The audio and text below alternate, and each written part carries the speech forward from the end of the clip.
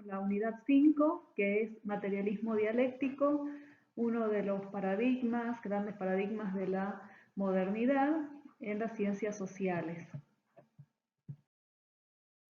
Lo primero que vamos a hacer es tratar de entender lo que es la dialéctica, ¿sí? Entonces vamos a estudiar a un filósofo que es idealista, que se llama Hegel. Su apellido es Hegel, es un filósofo alemán. Me gustaría que acá hagamos, ¿no?, primero una distinción. Hegel no es materialista dialéctico, él es idealista, no es materialista, es idealista. Ya vamos a ver la diferencia, pero no lo podríamos considerar como uno de los representantes del materialismo dialéctico, sino que lo vamos a tomar como un antecedente, ¿no?, como anterior.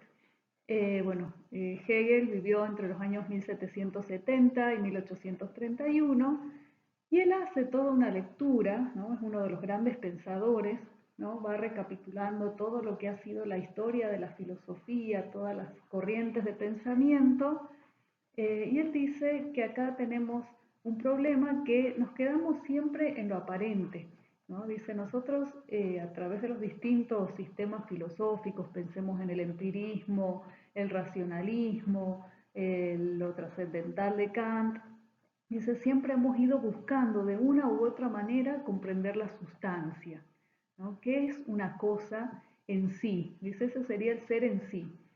Entonces, bueno, el famoso ejemplo de la mesa, ¿no?, que Descartes, ¿no?, desde el racionalismo diría, bueno, la mesa es mesa independientemente de su forma, hay un ser mesa que va más allá de cómo se nos presenta, mientras que Hume, desde el empirismo, nos diría, bueno, lo que conocemos es a través de cómo se nos muestra, de su accidente. O sea, vemos que es redonda, que es cuadrada, que es grande, es chica, no podemos percibir más allá de lo que se nos muestra y a partir del hábito podremos deducir, digamos, que se trata de un elemento similar. Pero lo que vemos es lo que se nos presenta. Bueno, estos eran los debates. Kant decía que lo que percibíamos desde los sentidos lo íbamos de alguna manera procesando a través de las categorías. Entonces Hegel dice, bueno, de una u otra manera siempre estamos buscando el conocer eso, ¿no?, la sustancia de eso que se nos presenta, y termina siendo un conocimiento relativo, y un conocimiento relativo no puede ser verdadero. Entonces nos da el ejemplo de quién es o quién soy, ¿no? Si decimos quién soy, es una definición muy difícil de lograr.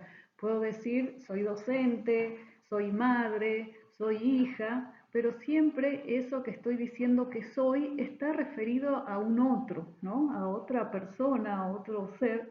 Y entonces dice, lo que tenemos es el aspecto inmediato y abstracto. O sea, si yo quiero saber quién soy, necesito de alguna manera definir quién es ese otro, ¿no? Si soy docente, esa definición está relacionada a las estudiantes, si soy estudiante en relación al docente, ¿sí? Entonces dice acá, si tenemos que conocer ese quién soy, no nos podemos quedar en el interior de esa persona, sino que podemos o tenemos que trascenderla hacia lo que sería esa relación con ese otro que se le opone.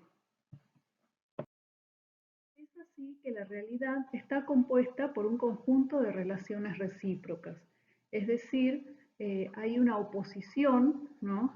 Toda definición en sí tiene una oposición, pero si hablamos de este sujeto no es solamente, por decir y por quedarnos en el ejemplo, no es solamente estudiante en relación con un docente, es también está en relación con los integrantes de su familia, compañeros, compañeras de trabajo, amigos y amigas. Entonces, en cada uno de esos espacios va generando, ¿no?, ciertos vínculos de oposición.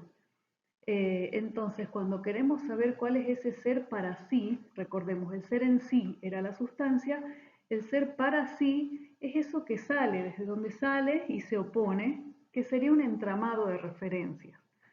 Hablamos de una trama, ¿sí?, como un tejido con muchos hilos, por lo cual para poder comprender esa totalidad, ¿no?, de este individuo que estamos tomando como ejemplo, tendríamos que poder abarcar la serie de relaciones que tiene. Entonces, cualquier cosa considerada exclusivamente en sí misma termina por anularse, porque no podría definir, cuando digo soy docente y no planteo, digamos, no traigo a la luz a ese estudiante, a esa estudiante que es quien me constituye como docente, es una verdad parcial, diríamos, y que termina por anularse, pero que cobra realidad y sentido en relación con las demás.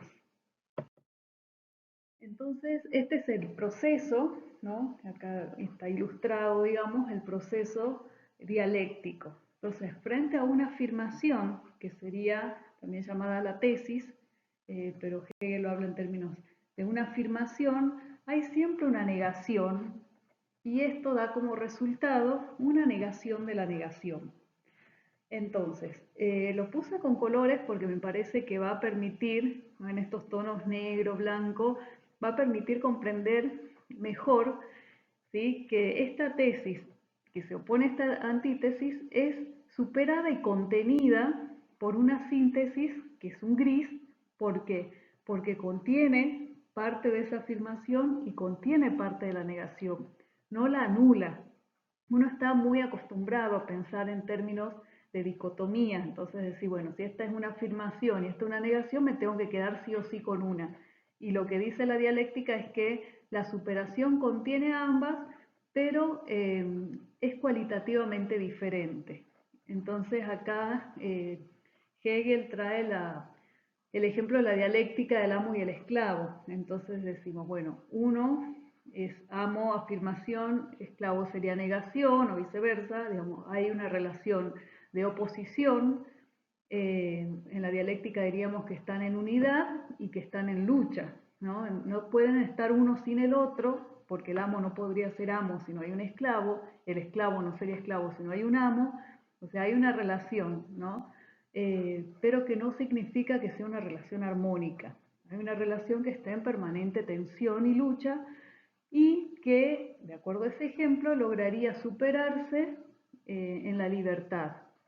O sea, si decimos que, bueno, que el esclavo va teniendo más poder hasta poder lograr dominar al amo, eso no sería la superación, o sea, siempre habría una dominación de uno por el otro, y entonces la verdadera resolución es la libertad, en la cual quien era el amo y quien era el esclavo están, no, ninguno de los dos desaparece, digamos, pero sí están en otro, digamos, en otro plano, en otro rol, en el cual no hay una relación de dominación. Ese sería, digamos, el razonamiento. Una vez establecida esta síntesis que abarcó la tesis y la antítesis, inmediatamente surge otra negación, porque así es la dialéctica. La dialéctica lo que nos habla es de un movimiento. Entonces, permanentemente hay negación, por lo cual se va dando otra síntesis que a la vez nuevamente es negada y así. Podemos partir de algo muy simple, como preguntarme quién soy, que era la pregunta inicial, hasta ir abarcando, bueno, docente y estudiante están sintetizados de alguna manera por la facultad a su vez puede tener una relación de tensión dialéctica con las otras facultades, ¿sí? Que es luego contenida por la universidad, que entraría en una relación dialéctica con, no sé, otras instituciones del sistema educativo, del Ministerio de Educación, y así vamos como creciendo en lo que son las negaciones y síntesis, ¿sí? Por eso acá pongo unos puntos suspensivos, porque va reflejando, ¿no? Que es un proceso que sigue y sigue.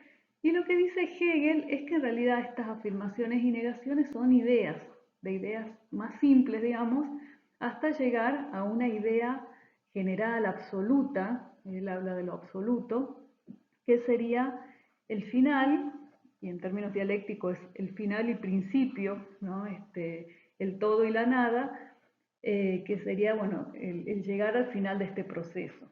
Entonces dice, es la idea lo que va desarrollándose y lo que ocurre en el mundo, ¿no? Es un reflejo de esa idea. Por eso decimos que Hegel es idealista.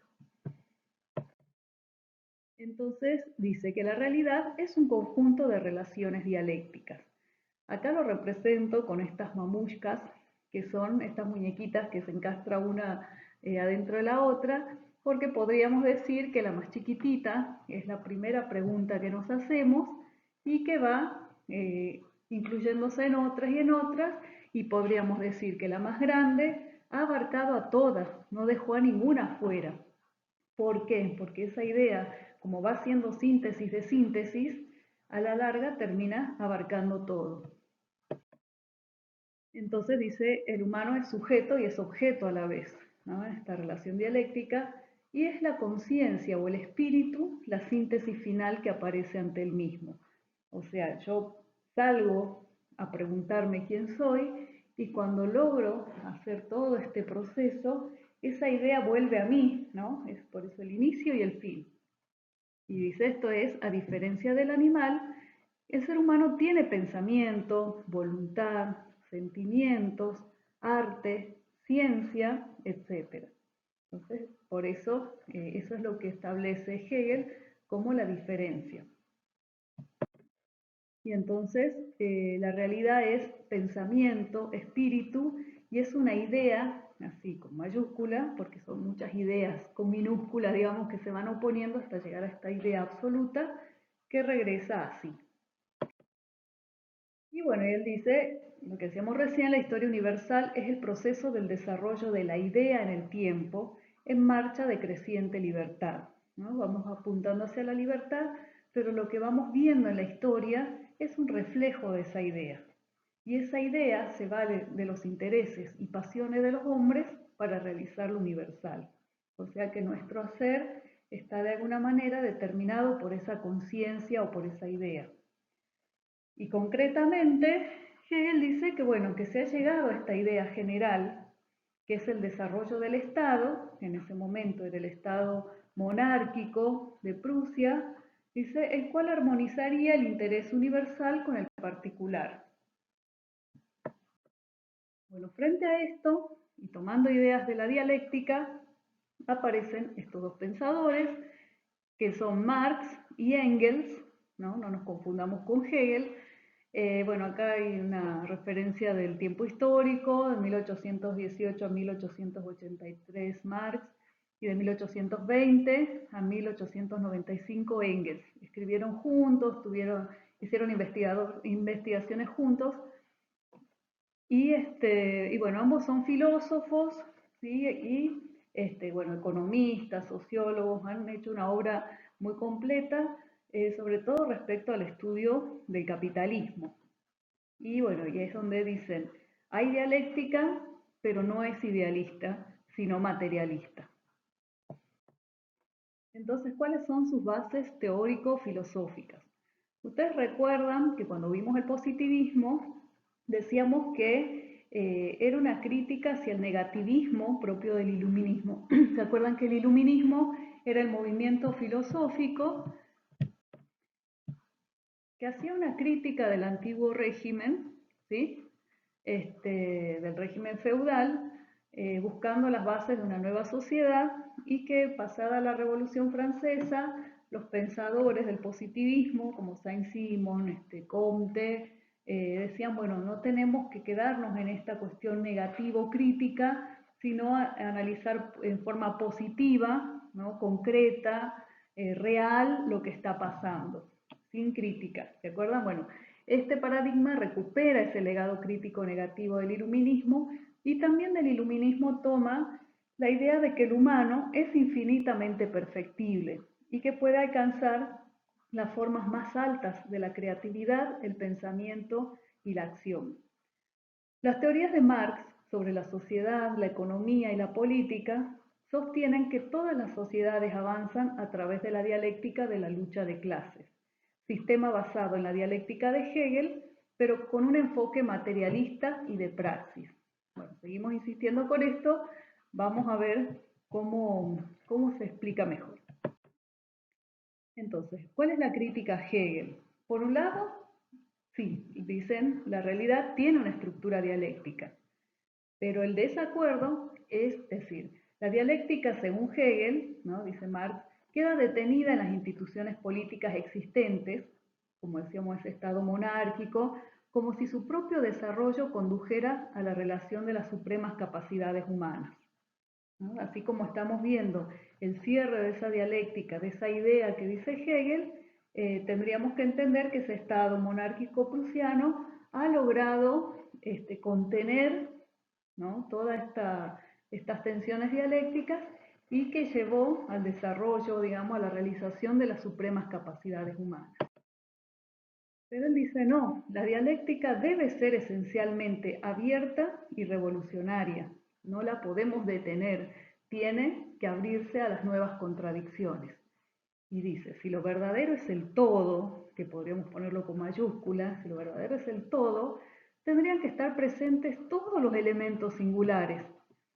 Pero hay un elemento inarmónico, hay un cabo suelto, ¿no?, respecto de la totalidad, por lo que la verdad no se ha realizado cabalmente. O sea, si esta idea tenía que haber abarcado todo, resulta que ese todo no está dentro, porque hay un elemento que no se ha contemplado. ¿Cuál es? Y ahí tenemos una imagen, ¿no? Y acá tenemos otra, que es la clase trabajadora. Recuerden que esta es una época de la revolución industrial, ¿no?, las primeras fábricas, y Marx se traslada a Inglaterra, que es digamos, el lugar donde mayor desarrollo había de este capitalismo industrial, para estudiar las condiciones en las que se trabaja, y dice, bueno, ¿qué pasa con esta clase trabajadora? ¿Dónde está contenida en estas ideas de la dialéctica hegeliana? Entonces, bueno, acá hay un conflicto. La existencia del proletariado es una negación de esa idea, la idea que decía que ya había terminado, que todo había sido de alguna manera cerrado, ¿no?, todo este polo de contradicciones. Dice, no, la existencia del proletariado en sí mismo, como por ser lo que decíamos un cabo suelto, ya es una negación de la idea. Por lo tanto, la dialéctica no se detuvo, está en proceso. Si hay una idea y hay una negación, tiene que haber una síntesis. La afirmación del estado de cosas existente incluye la negación de ese estado y de su necesario derrumbe. O sea, el derrumbe sería ese proceso de síntesis que les decía recién. Y entonces, si para Hegel la libertad y la persona se objetivan en la propiedad, porque Hegel decía eso, ¿no?, que una persona es libre porque, ¿se acuerdan esa imagen que nos decía que se diferenciaba del animal? Que decíamos ahí en un par de diapositivas atrás. Dice, bueno, si la persona se objetiva, es persona a partir de la libertad y de la posesión de sus cosas, ¿qué pasa con el proletariado que carece de toda propiedad? Que no, entonces, dice Marx, no tendría que ser ni libre ni persona, ¿no? Porque dice, no es ni siquiera dueño del lugar donde vive, no es dueño de su tiempo, trabaja por un salario miserable. Recordemos que él está analizando un momento histórico en el cual las jornadas laborales eran extensísimas, ¿no? No había sábados y domingos, trabajaban dentro de las fábricas también, como vimos en la primera imagen, los niños, las mujeres, digamos, en condiciones que eran realmente infrahumanas. Entonces dice, bueno, estamos hablando en términos de un ser humano que llega a través del arte, de la cultura, de la reflexión, pero no veo que eso ocurra con las personas que están luchando día a día por sobrevivir en condiciones muy extremas. Y bueno, por otro lado, Hegel dice que la persona es tal, la persona es persona, por el ejercicio de actividades espirituales como el arte. Y dice, pero en este caso estamos hablando de una gran cantidad de personas, digo, la mayoría, cuyas condiciones de existencia le impiden acceder a lo cultural, ¿no? Dice, bueno, trabajan 12 horas, llegan como pueden, comen, duermen y vuelven a levantarse, a seguir trabajando. No estamos hablando de esa misma persona. Y entonces dice, la síntesis del sistema hegeliano se logran, las síntesis, o sea, el conjunto de síntesis, se logran solo en el pensamiento, pero están dejando intacta esa realidad. O sea, a través de la idea sí, lo vemos, ha cerrado, pero cuando vamos hacia la realidad, esto no está ocurriendo. Entonces, acá volvemos al esquema del blanco, negro y gris, ¿no? De la negación, ¿no? La afirmación, negación y la negación de la negación que habíamos visto recién. Y dice entonces la filosofía, el pensar, vendría a ser esta afirmación que es negada por la historia y la realidad social concreta, ¿no? Por esto histórico que está pasando, y entonces solo puede ser superado por una praxis. La praxis es una palabra que muchas veces se toma como sinónimo de práctica, pero en realidad la praxis es la unión, ¿no? De teoría y práctica, práctica y teoría, ¿no? Una práctica pensada, diríamos, o un pensamiento en ejercicio. Entonces dice, bueno, esta filosofía y esta historia podrían encontrar su síntesis en una praxis sociopolítica y revolucionaria. Y la famosa frase, los filósofos hasta ahora, ¿no? Se han limitado a interpretar el mundo de diversas maneras y de lo que se trata es de transformarlo. Por eso hablamos de un paradigma de la acción. Y entonces, ¿cuál es la idea del sujeto? Y dice Marx, siempre se había buscado en lo interior de ese sujeto, en la conciencia, como algo universal y por lo tanto abstracto, como que hay un ser sujeto muy abstracto que nos abarcaría a todos, en todo tiempo, en todos los espacios. Y dice, en realidad el sujeto es un mundo humano, es el mundo real en el que vive, ¿no? Yo me defino en función de dónde vivo, de cómo me alimento, ¿no? de ese contexto, que es el que va, por un lado, me va moldeando y a la vez yo voy transformándolo, ¿no? En esta relación dialéctica. Entonces el sujeto es un ente que se produce a sí mismo a través del trabajo. Y acá aparece este componente del trabajo, que es lo que le da la idea del materialismo. Entonces decíamos, bueno, si Hegel es idealista, porque lo que entiende es que es un desarrollo de ideas, entiende que es la conciencia lo que se va desarrollando, lo que dice Marx es que no, que es la materia, a partir de cómo se produce esa relación de los humanos, él dice de los hombres, bueno, de los sujetos con otros sujetos, y la relación de esos sujetos con la naturaleza. Por eso es materialista. Entonces dice, son las relaciones con la naturaleza y con las demás personas. Entonces así es el trabajo lo que constituye la esencia de la persona. El trabajo es la acción mediante la cual hace algo sacándolo de sí y poniéndolo fuera de sí en la naturaleza, ¿no? Yo desde algo mío voy transformando esa naturaleza. Es social porque está acompañado de conciencia y se realiza en un proceso histórico, ¿no? Lo realizo con otras personas a partir de diferentes relaciones que se van dando y es producto de una representación. Entonces dice que el sujeto se contempla a sí mismo en un mundo creado por él. Entonces yo me imagino lo que voy a producir, lo pienso, lo proyecto, lo produzco y lo llevo hacia la sociedad. Si dijéramos un zapatero, piensa en quién le encargó ese zapato, lo hace, lo imagina, bueno, lo hace, lo vende, lo ve y dice, bueno, se representa en ese trabajo y se contempla a sí mismo. Un agricultor cuando ve la semilla, cuando la elige, cuando espera el momento.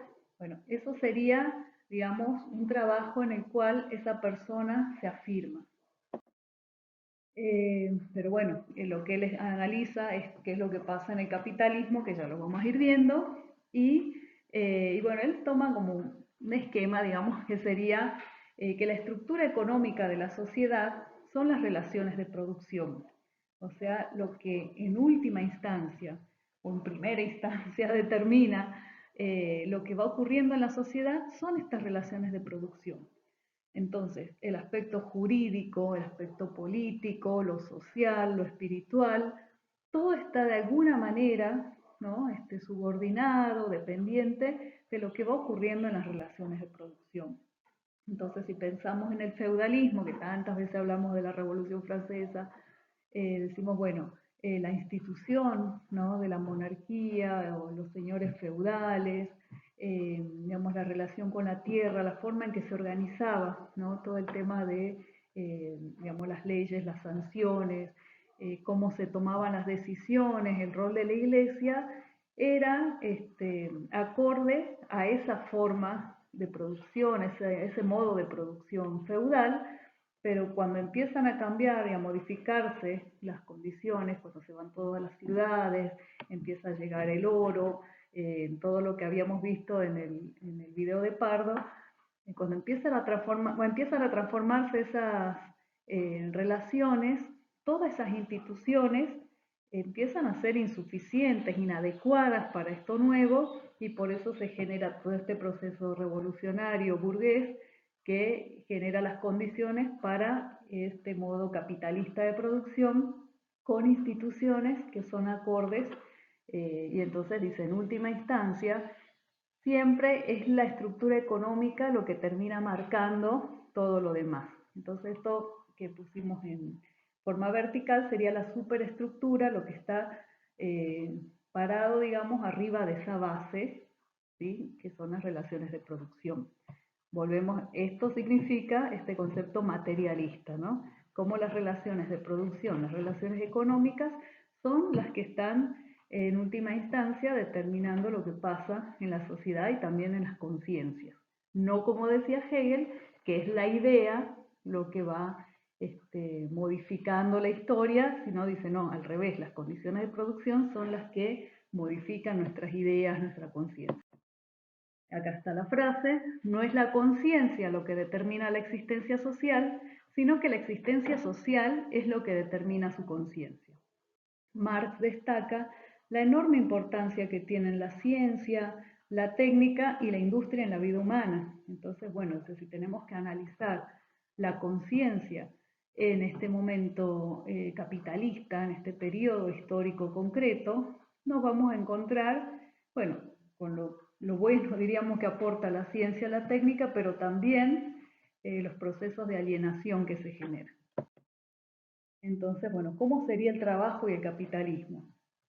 Entonces, según Marx, el trabajo verdadero, el que habíamos hablado, el trabajo en el que uno se ve representado a sí mismo a través de su producto, dice, ese tendría que ser el trabajo libre, ¿no? Un trabajo que elijo hacer, que no es meramente económico ni sujeto a la necesidad orgánica. Es decir, bueno, necesito ganar 2 pesos, voy a donde pueda.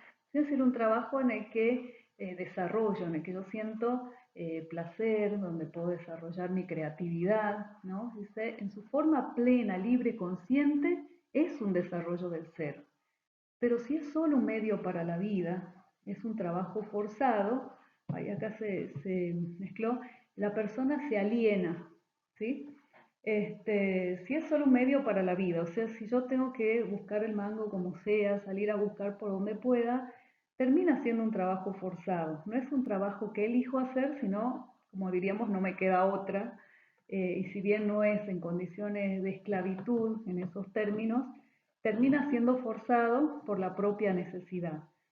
Entonces dice, ya no estamos hablando de un trabajo libre, y entonces la persona, cuando decimos que se aliena, significa que es ajena a sí misma, que desconociendo su esencia, que no es dueño, dice, ni de su propia morada, ni de su propia vivienda, y que eso lleva a un proceso de deshumanización. Entonces, primero, la persona es separada de sus medios de producción, ¿sí? Entonces, ¿por qué? Porque en un punto, cuando se empieza a industrializar, no puedo competir en precio, en calidad, con un zapato hecho en una fábrica, con esas terminaciones y todo, y entonces me toca ir y emplearme, digamos, en una fábrica textil, en una fábrica de zapatos o de lo que sea, porque de esa forma que lo hacía, artesanalmente por decir, no se llega a subsistir, a sobrevivir. Entonces, en una primera instancia, la persona es separada de sus medios de producción. El trabajador asalariado se convierte en una mercancía en tanto tiene que vender su fuerza de trabajo. Dice, bueno, ¿qué es lo que yo tengo? Porque no tengo las herramientas, no puedo comprarme una fábrica, no puedo comprarme una maquinaria. Entonces, ¿qué es lo que tengo para ofrecer? Mis brazos, mi tiempo, mi habilidad. Entonces, vende esa fuerza de trabajo. Se establece un vínculo de conveniencia basado en intereses antagónicos, ¿no? ¿Por qué? porque el que emplea quiere ganar cada vez más pagando menos y yo quiero ganar más, ¿no? Y sin desgastarme tanto, entonces hay intereses antagónicos. De acuerdo a este paradigma, es una oposición que no puede ser resuelta de una forma armónica por ese nivel de antagonismo entre las clases sociales, ¿no? Y porque hay condiciones de vida fundamentalmente diferentes entre estas personas que están dentro de este vínculo, o sea, dentro de lo que sería el patrón y el obrero, las condiciones de vida son fundamentalmente diferentes. Por esto que decíamos que la persona es constituida por su entorno, por cómo vive, por lo que come. Bueno, estamos hablando de dos mundos muy diferentes.